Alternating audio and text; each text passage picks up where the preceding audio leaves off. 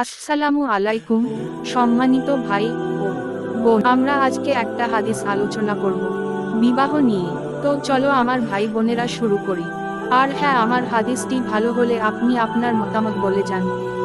নবী সাল্লাল্লাহু আলাইহি ওয়াসাল্লাম এর কতিপয় সহাবী নবী সাল্লাল্লাহু আলাইহি ওয়াসাল্লাম এর সহধর্মিনীদের নিকট তার গোপন ইবাদাত সম্পর্কে জিজ্ঞেস করলেন। তাদের মধ্যে কেউ বললেন, আমি কখনো বিয়ে করব না। কেউ বললেন, আমি কখনো গোশত খাব না। কেউ বললেন, আমি কখনো বিছানায় ঘুমাবো না।